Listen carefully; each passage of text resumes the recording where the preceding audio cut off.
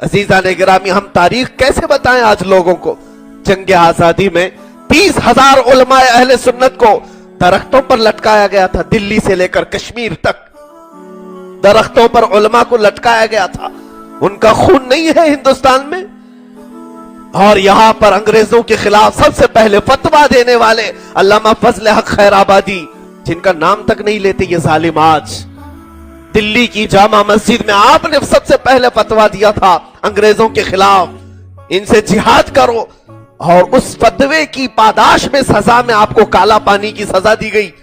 जजीरा अंडमान निकोबार, अल्लामा फजल हक खैराबादी पूरी जिंदगी वहां कैद रहे और वहीं पर आज भी उनकी कब्र है जजीरा अंडमान निकोबार में। जाकर के देख सकते हैं, हिंदुस्तान का एक आइलैंड है, वहां पर पूरी जिंदगी उनको कैद किया गया। और अल्लामा किफायत अली काफी, जिनको जेल में रखा गया, इनायत अहमद काकोरी, ये वो उलमा हैं जिनकी किताबें आज आलिम कोर्स में पढ़ाई जाती हैं। आलिम नहीं बनते अब तक जब उनकी किताबें नहीं पढ़ते हैं। और अल्लामा किफायत अली काफी को भरे चौराहे में ला करके अंग्रेजों ने फांसी पर चढ़ाया। सूली पर चढ़ करके भी आपने गले में फंदा है तब भी लोगों से कहा था। और अपने आखिर में एक नात भी गुनगुनाई थी। नात भी हजरत किफायत अली काफी रहमतुल्लाह ताला अलैह ने सारे लोगों को मैसेज दे करके कहा था, बुलबुलें उड़ जाएंगी, सूना चमन रह जाएगा। बुलबुलें उड़ जाएंगी, सूना चमन रह जाएगा। और फिर ये कहते थे, अतलसो कम ख्वाब की पोशाक पे नाजा न हो, इस तने बेजान पर खाकी कफन रह जाएगा। और आखिर में उन्होंने ये सबको मैसेज दिया था। इसी तरह इकबाल के यहाँ अशार गूंजते हैं, सारे जहां से अच्छा हिंदुस्तान हमारा। किसने कहा? ये तमाम कुर्बानियां एक तरफ रख दी गई और हमारे बच्चों को अब तारीख मिटा करके पढ़ाया जा रहा है। अजीजा ने गिरामी, अब भी तुम क्या समझते हो कि हम ना बोले यहां से, हम तारीख ना दोहराएं यहां से? उन उलमा को हमें क़यामत के दिन मुंह दिखाना होगा।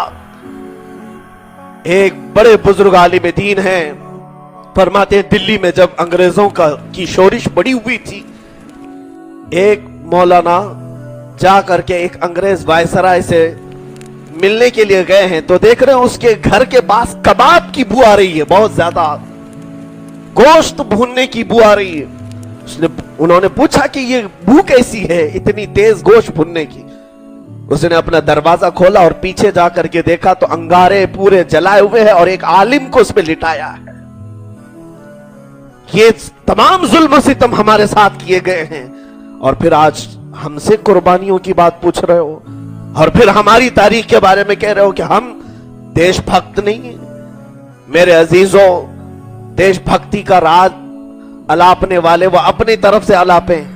हमारे लिए इतना ही काफी है कि हमारे यहां पर गरीब नवाज हैं, हमारे लिए यहाँ निजामुद्दीन औलिया हैं, हमारे लिए यहाँ कुतुबुद्दीन बख्तियार काकी हैं, हमारे लिए यहाँ साबिर अलाउद्दीन कलियरी हैं, हमारे लिए यहाँ इमाम अहमद रजा खां हैं, बड़े बड़े अकाबिरीन हमारे लिए हैं, वो हमारे सरों के ताज हैं।